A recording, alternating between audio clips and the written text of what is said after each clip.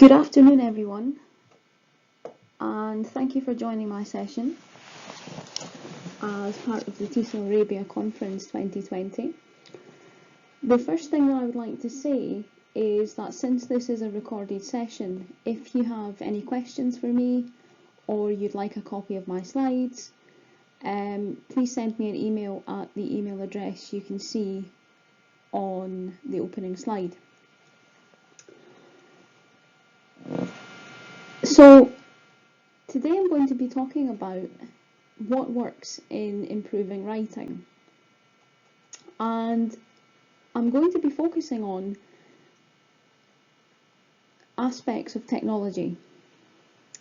So my talk is based on what kind of technological interventions have actually improved student writing.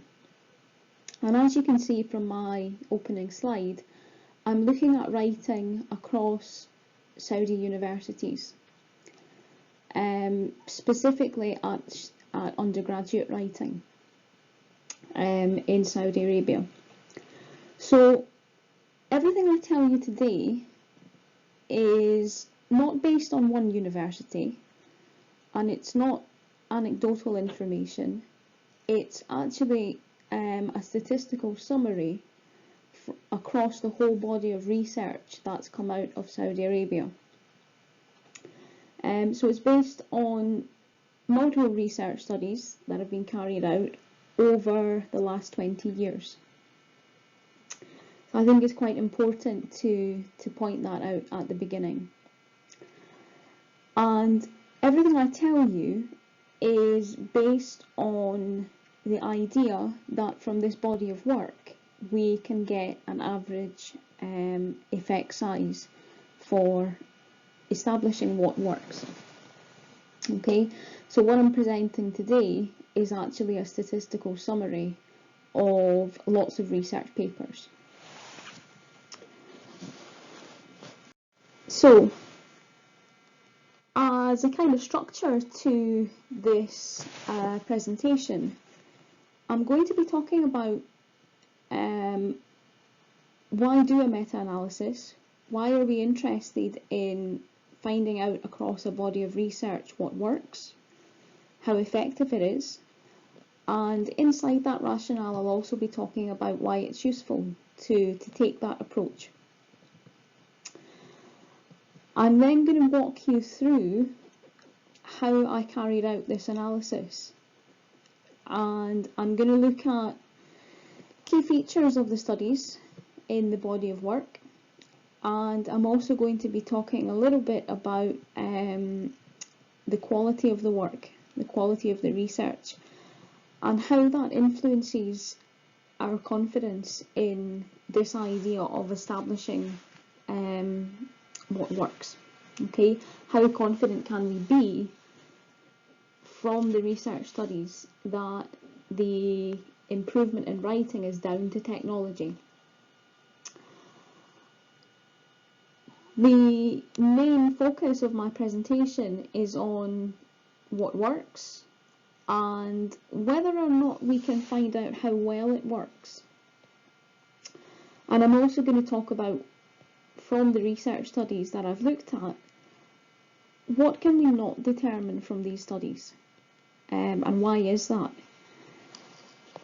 I'm then going to finish my talk today by making a number of recommendations, and these recommendations are split into two parts.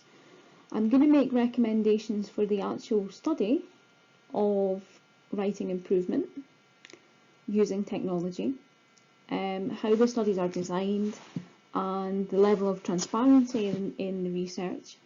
And I'm also going to make a number of recommendations and comments about the choice of technology and that connection to teaching and assessment. And I'm going to finish my talk today by sharing a number of ideas that I have to take this work forward. Taking the work forward in the Saudi context that I'm looking at, but also taking it forward in the Arab world, and making comparisons across different bodies of technology research in other contexts. So that's really where we're going in this session. So I thought it would be useful to share with you why did I decide to do this meta-analysis? Why am I interested in getting a kind of average or concrete answer to this question about what works?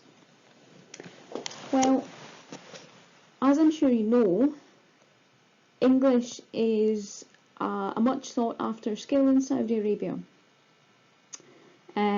It's a big part of Saudi Arabia's 2030 vision.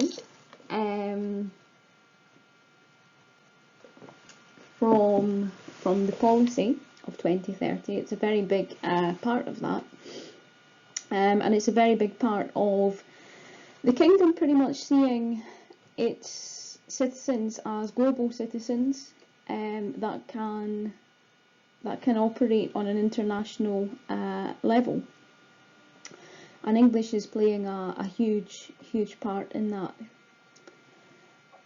Inside that contextual backdrop is the skill of writing, and I think being able to write well in English is an ever-present goal for students, and it's an ever-present goal for teachers, but at the same time I feel that this skill is a bit of an elusive skill for students and teachers. I think both parties know writing needs to be improved, but I'm not too sure both parties really understand or know how to go about making those improvements, and what kind of features should be targeted for improvement. And I think for the teacher it is a constant challenge to deliver instruction and interventions that bridge this gap in writing. What research tells us is that over the last 20 years or 2 decades, there's been this kind of drive where policymakers and individual universities see technology as a kind of intervention that could bring a lot of benefits to trying to improve writing. And when I say that, what I mean is, from the literature perspective, technology is seen as here comes technology, it's going to improve writing, and there's a bunch of reasons for believing that technology can work. Many people have talked about the cognitive aspect of using technology, group work, and other people have talked about, for example, the linguistic features that technology can seemingly improve. And over that kind of two-decade period, there's been lots of research trying out different aspects of technology in Saudi Arabia. So my rationale, or my thinking behind this meta-analysis, is taking this whole collection of work and actually trying to establish how effective the technology has been. As I said before, this is not an anecdotal university by university study. It is a statistical summary of altogether how effective has technology been in improving writing.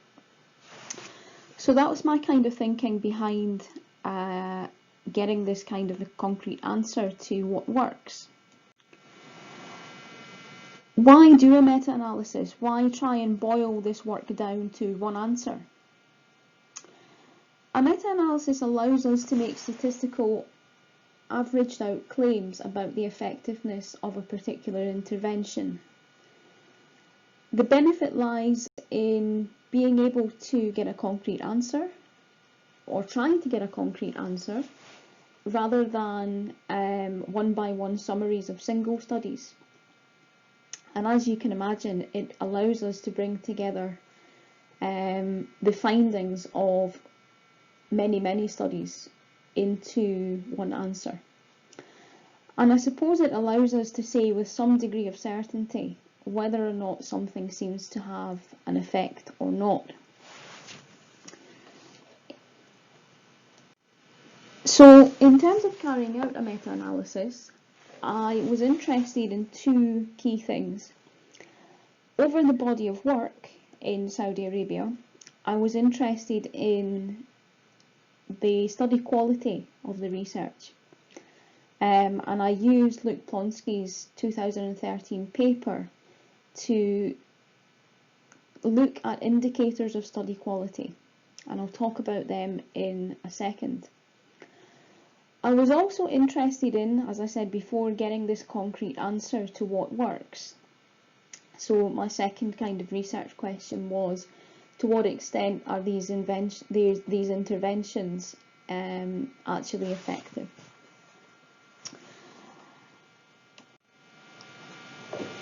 In the literature, I think it's useful to maybe draw attention to some key definitions. Study quality is defined as the adherence to standards of contextually appropriate methodological rigour in research practices and the transparent reporting of those practices. So I'm looking here at how transparent the studies are and what kind of level of detail in their research do they give in their interventions. And I'll spend a little bit of time later talking about that reporting. Also in the literature, when you start to look at technology and you start to think about what technology is, there's kind of two main branches that stand out. CAL, which is computer assisted language learning, and MAL, mobile assisted language learning. And CAL is defined as the learner learning language in any context with, through and around computer technologies. And MAL is any learning that takes place with the sole or main technology being a handheld or palm-top device. I think these theoretical distinctions are to an extent useful, but I would like to point out that in the research studies that I looked at, making this distinction between CAL and MAL with a particular intervention was actually quite difficult. If you imagine, for example, that the intervention is something like a social media app, there's an argument or there's a kind of less clear point about how the students actually access the application. If you take something like Facebook, for example, I'm not too sure if you could call Facebook a CAL application or a MAL or both. And in the studies that I looked at, it was not always clear how the students actually accessed the piece of technology that they were using. So I think that's a valid point to mention in this slide as we go forward. I'll come back to this actually when we get to results. In terms of carrying out the meta-analysis, I looked for research studies about Saudi Arabia, Saudi Arabian higher education, and writing performance, or writing ability, or writing gains, and technology. And in terms of databases, I started off looking at ERIC, which is a kind of common database for education research, and all of the other databases you see here followed on from that search of ERIC. I think it's important to point out that I also included postgraduate work.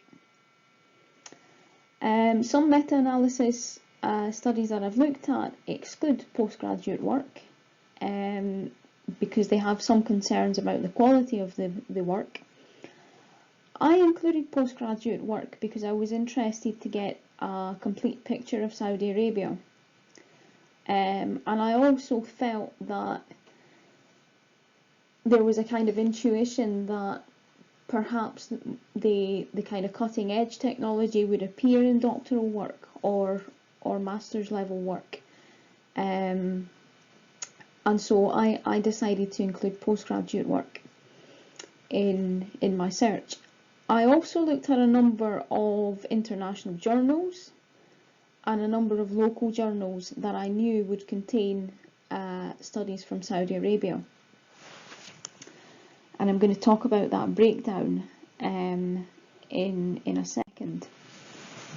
In terms of excluding studies, I excluded studies containing little or no empirical evidence. So sometimes there was just in the studies a theoretical summary of technology being used. I excluded those studies because I was interested in actually experimental research.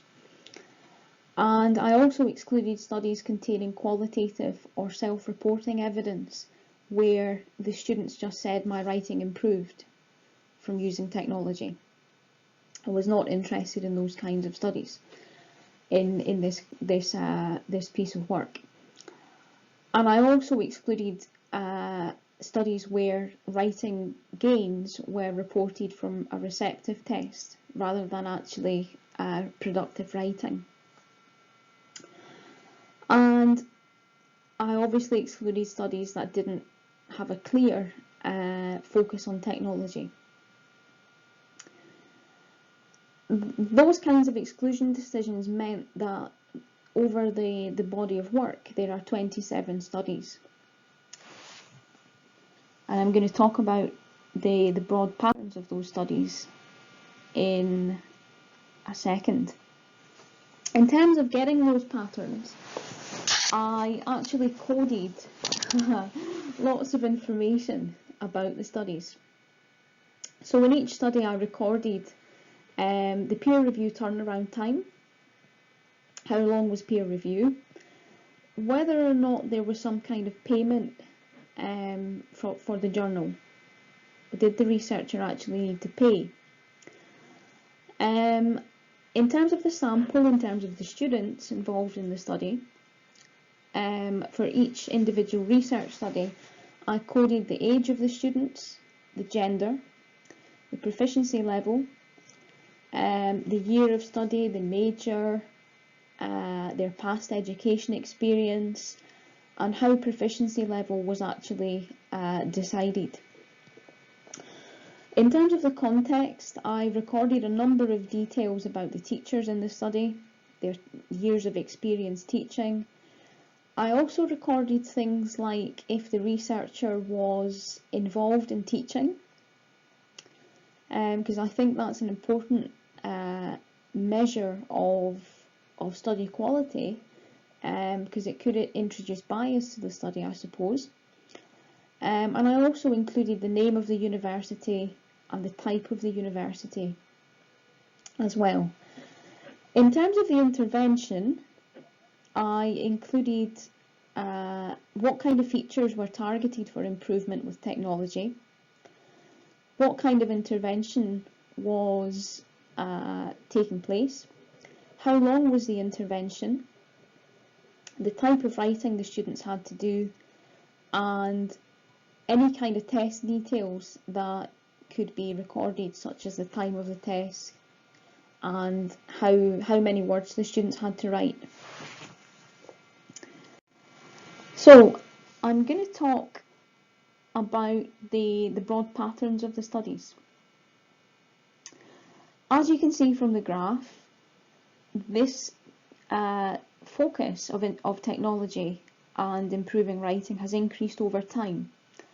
And there's a kind of peak to the graph in 2017, with a slight decrease in 2018. And this kind of picture generally supports what other people have said in the literature about technology becoming more popular in the kingdom. In terms of sample, across the 27 studies there was just under 1,400 students involved. The minimum was 18, which I suppose is about the average class size. So some researchers doing this work with a class. And the maximum was 116. So some people doing it with several classes, or in some cases an actual whole cohort for a programme. Most of the studies were published, and most were journal papers. There's a bit of a difference between the published and the type of work, because one of the PhD works was actually published. Most of the work took place in public universities, which you might expect. In terms of the students, more students were female, but in many cases the studies did not record gender. There's 8 cases with no information about gender, and likewise it became difficult to get a pattern for age, because most studies didn't record the age of the students. Moving on, again, little detail about proficiency level, which you would expect proficiency level to be recorded as you would age and gender, because these are quite important variables in experimental research. They give a lot of contextual details to readers, but in many cases these details were actually missing. Another thing to mention about proficiency, the vast majority that did record proficiency information did so from a kind of local perspective, and they said students are level 5 proficiency or level 2 or level 4. And out of the studies that recorded proficiency, only 2 of those studies actually linked that level back to an international benchmark. Only 2 of the studies said level 1 would be this on the Common European Framework, or level 2 would be this. So for an external reader outside Saudi Arabia, I question how useful that local level would be, and how easily it is to understand that as a kind of general level. In terms of the institutions where the research was taking place, I think it's natural to not be surprised here to know universities that had very prominent incentives for using technology where the most research was taking place, and places like King Saud University are very well known for having these kind of incentives, so I don't think that should be surprising. Similarly, the majority of the research was taking place in kind of early undergraduate level, year 1, year 2. Some studies just said undergraduate, so you couldn't be sure about a particular year. Some studies were unknown, but I made an inference that given the level of age in the studies, that the students were actually undergraduate level, and most were majoring in English. In terms of where the studies took place, most of the research took place in local journals. Local journals where the peer review time was very short. In some cases it was 1 week, and in many of the cases that you see here, the journals had a payment to be made, a fee. They charged a fee for publishing the research. So it became quite difficult in the 27 studies to give a kind of frequency breakdown for what people actually studied. Grammar was very popular, mechanics were very popular, and so was sentence structure.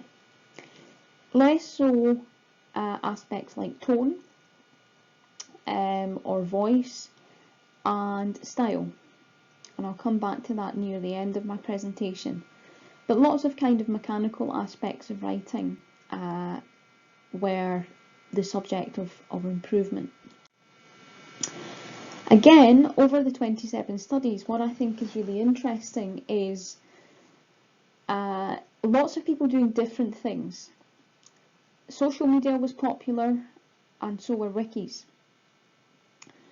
But you can see individual cases for things like Google Docs, podcasts, and Padlet. And I'll come back to this kind of individual picture near the end. But interesting to note that lots of people are doing different things. In terms of the features of the study design, more students were randomly allocated to study groups. So students getting technology or not getting technology. In more cases, there was an equal number per group. Most studies had a pre and post test design where they test the students' writing at the beginning, they introduce the technology, and they test the writing at the end. And most studies had research questions, but not all studies had a hypothesis.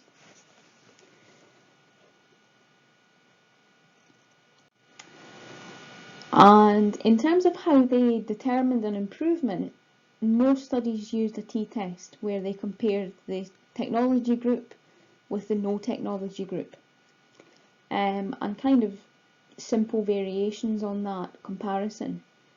Lots of monofactorial statistical tests here, and by and large, not any actually comparisons for controlling for things like gender, or age, or level of study, or intervention time.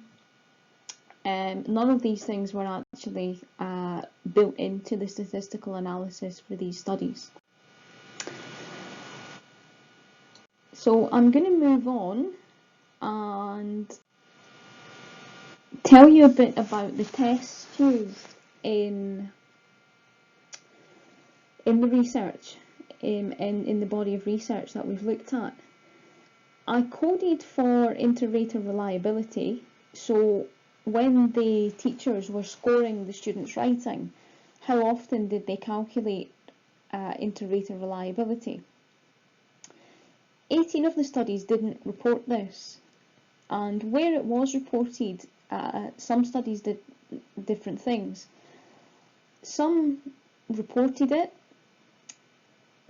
but they didn't say how they reported it, they just gave a percentage. Or some studies simply said, I calculated inter-rater reliability. And again, quite a patchy picture when we think about how did they check the reliability and validity of the test itself. 15 studies said they checked the reliability of the test. Very few studies actually reported statistical validity checks, and there's only slightly more studies reporting any kind of validity check, whether that's manual or not. And where it was reported that they checked the validity, they tended to actually just give, for example, they said things like they gave the test to a panel of experts to check before they gave it to students. But that was only found in, say, 14 of the studies. What this picture tells us is that there's an inconsistent reporting of the reliability and validity of the research instruments that are being used. the tests that students are doing, and also the tasks that they're being asked to complete. And there's patchy reporting of the study sample within this body of 27 studies. I think it's encouraging that there is some awareness of methodology, because there's various statistical tests being used, but there's very little awareness of controlling for different variables or building those variables into the actual test to determine improvement. Things like the length of intervention, the age of the students, how intense the intervention is, how many times a week do they use the technology, for example, and all of that was kind of missing from the body of work. So, in terms of calculating the overall effect size and determining what works, does technology work? My analysis was based on 22 studies. 5 studies were excluded because I couldn't calculate an effect size for the studies. I couldn't calculate the effect size because lots of statistical information was missing in the studies. For each study, I calculated a single effect size for each paper, and then that single effect size was averaged out to give one final effect size using R, the program R. So as a kind of average for all of the studies had an effect size of 2.35, and what that means is that the students who used technology scored 2.35 points more than the students who didn't use technology. So there was an improvement in score of just over 2 marks for the technology groups in this body of work, which I suppose could be considered large, statistically large. In using this effect size, anything above 1 would be considered large. But what I would like to point out is that this kind of effect size is not really controlled or not really in recognition of any of the moderator variables that I've talked about. So because a lot of moderator variables were missing, it wasn't really possible to see how that would affect the average effect size in the body of work. So a little bit of a limitation in trying to get this answer. But you can see that in general, on average, technology seems to be working. What we can't determine from the studies, it's not possible for me to tell you in any kind of reliability whether or not a particular application works better than another. Because as we've seen from the previous table, the body of work in Saudi Arabia means lots of people are doing different things. I can tell you the effect size for a particular intervention, like Facebook, but it's based on a single study, which means it's, you don't really know until someone replicates that study if it's actually if that pattern of improvement actually holds across different contexts. The patchy contextual data in the studies that I looked at means we can make kind of few generalizations about the body of work.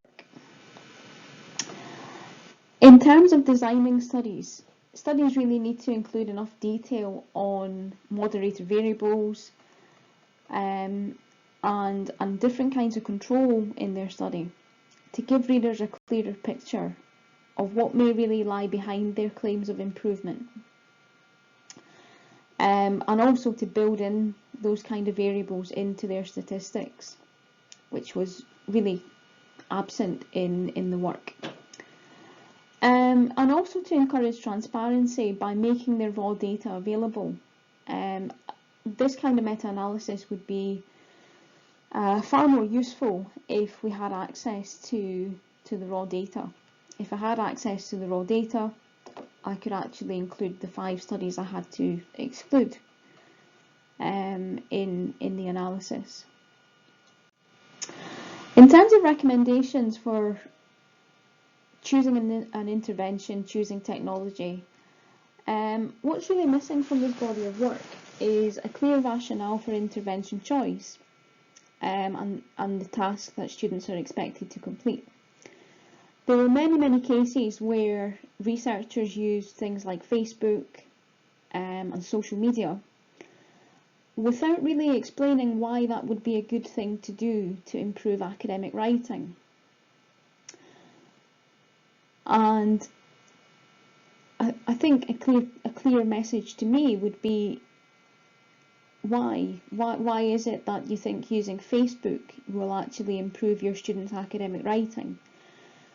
And I think it's a kind of take-home message from this session today that there needs to be some kind of connection between the choice of intervention, the tasks that students are completing, and how that improvement really relates back to the course where the technology is being used.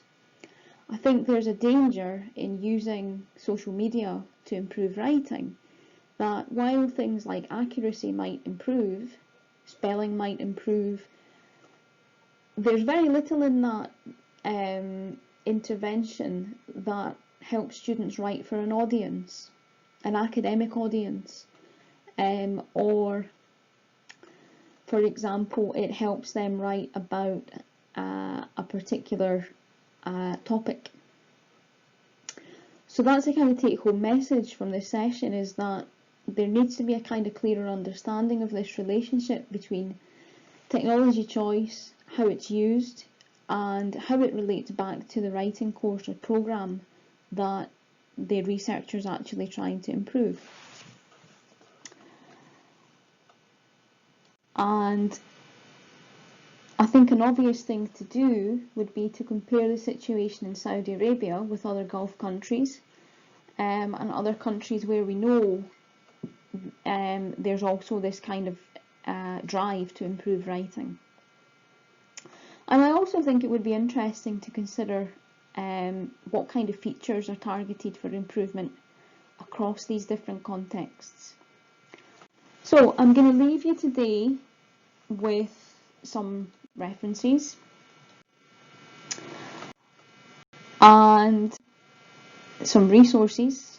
You can find the program that I used, the script that I used to do this analysis on my website, and you can also take a look at the repository here that contains quite a lot of good research instruments. As I said before, if you have any questions, then you're welcome to email me. If you'd like a copy of the slides, you can also email me. And I'm looking forward to receiving your questions.